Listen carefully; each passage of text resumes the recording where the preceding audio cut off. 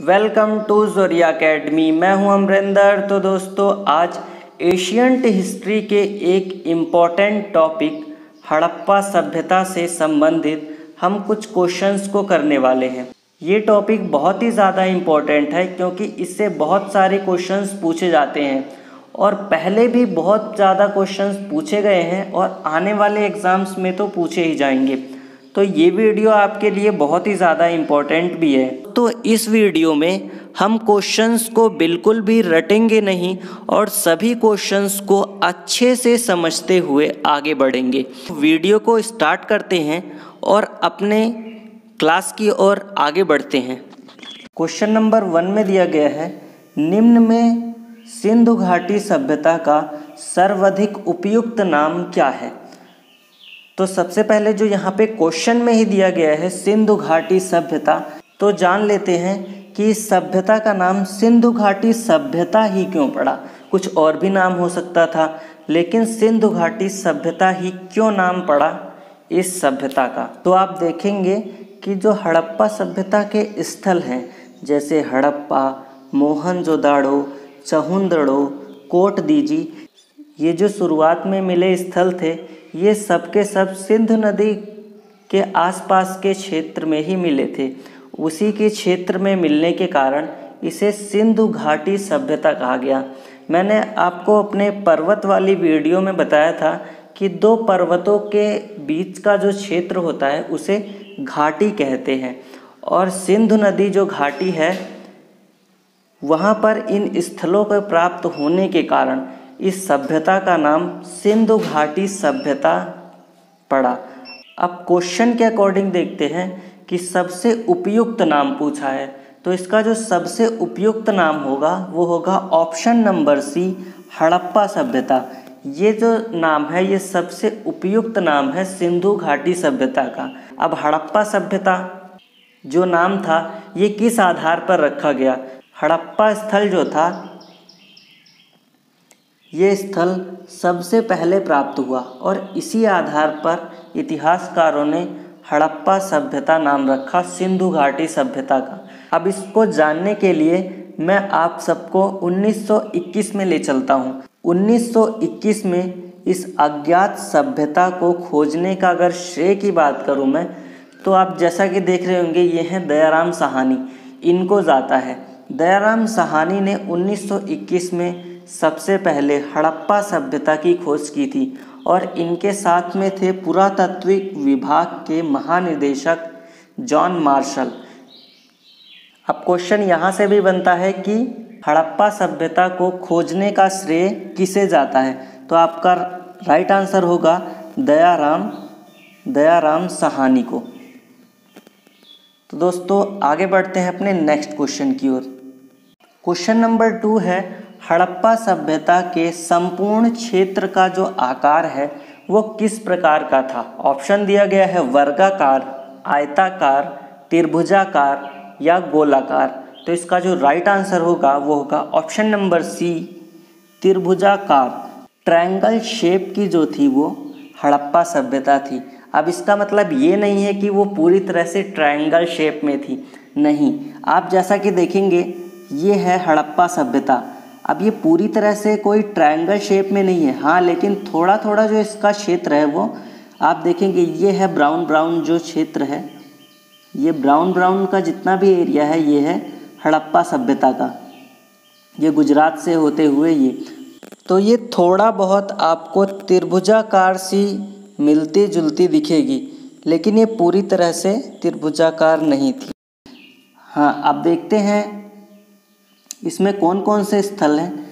जैसा कि आप देखेंगे ये है मोहनजोदाड़ो जो ये जगह है ये सिंधु नदी के किनारे बसा हुआ एक शहर था।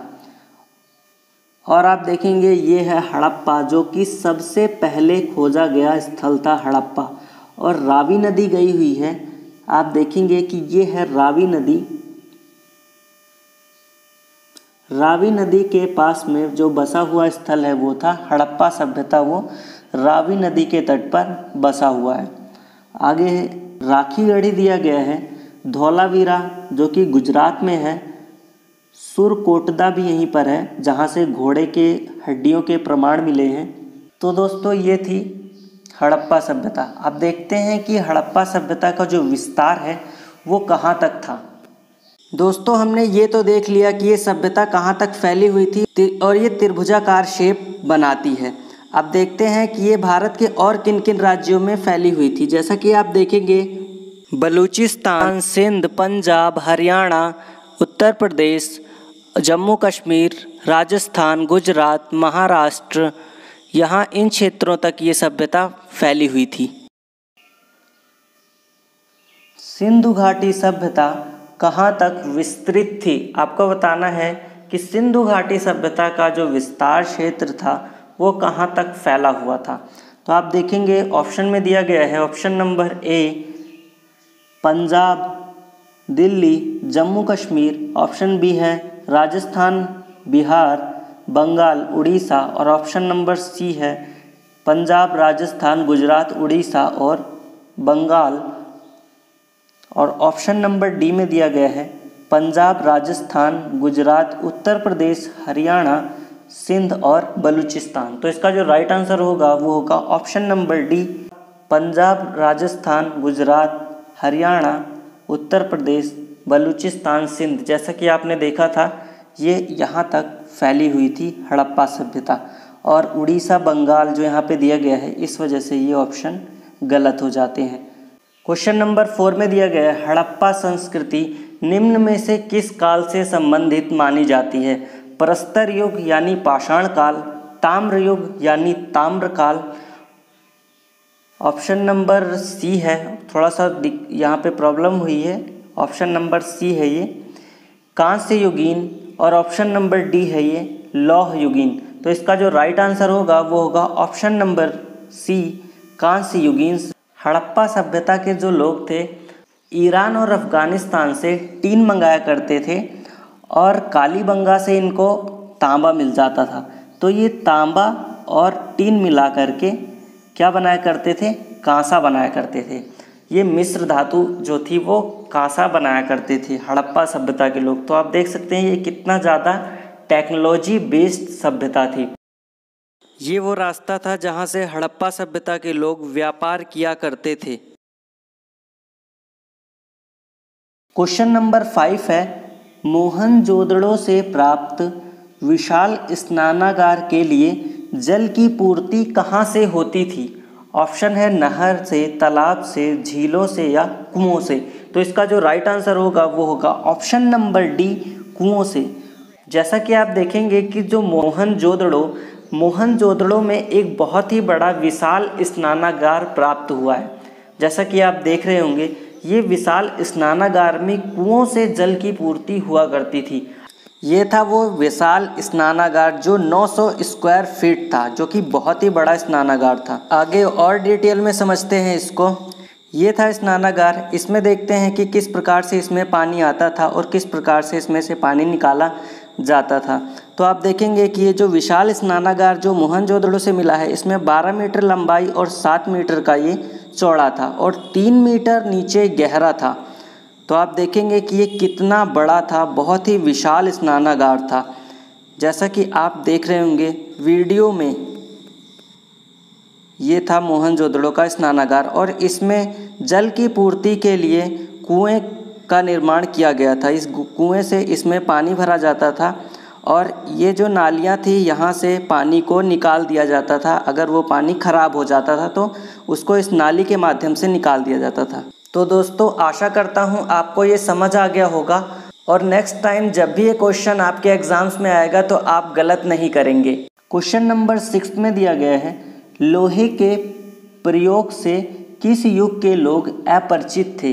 वैदिक युग के लोग, हड़प्पा युग के लोग, मौर्य युग के लोग या इनमें से कोई नहीं। तो इसका जो राइट आंसर होगा वो होगा, इसका राइट आंसर होगा ऑप्शन नंबर बी, हड़प्पा सभ्यता। ये लोग लोहे वोहे से अपरिचित थे, लोहा वोहा के बारे में बिल्कुल भी कुछ नहीं जानते थे। ये केवल तांबा और टीन मिलाकर कांसा बनाना जानते थे।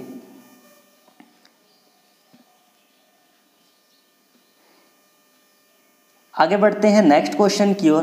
क्वेश्चन नंबर 7 में दिया गया है किस समय की लिपि को चित्राक्षर लिपि कहा जाता है? तो इसका जो राइट आंसर होगा वो होगा ऑप्शन नंबर सी, सैंधव सभ्यता, जिसे सिंधु घाटी सभ्यता भी कहते हैं। इनकी जो लिपि थी वो चित्राक्षर लिपि थी। जैसा कि आप देखेंगे ये है चित्राक्षर लिपि, ये है कुछ चित्राक्षर लिपि। जैसा कि आप देख रहे होंगे ये कुछ साइन बनाया गया है, ऐसे ऐसे इस प्रकार से ये लिखा करते थे। इस लिपि को कहते हैं ब्रूस्टो-फेडरन शैली। क्या? ब्रूस्टो-फेडरन शैली, ब्रूस्टो-फेडरन शैली इसको कहा जाता है। आगे बढ़ते हैं, अपना नेक्स्ट क्वेश्चन है, क्वेश्चन नंबर 8 में दिया गया है, बहुत ही इंपॉर्टेंट क्वेश्चन है। क्वेश्चन नंबर 8, सिंध का बाग हड़प्पा सभ्यता के किस स्थल को कहा जाता है? तो इसका जो राइट आंसर होगा वो होगा ऑप्शन नंबर बी, मोहनजोदड़ो को। इसे मृतकों का टीला, सिंध का बाग आदि कई नामों से जाना जाता है। कालीबंगा को, जो यहाँ पे दिया गया है ऑप्शन नंबर सी, कालीबंगा को काली चूड़ियों के नाम से जाना जाता है। आगे नेक्स्ट क्वेश्चन है, क्वेश्चन नंबर 9, सर्वप्रथम कपास उगाने का श्रेय।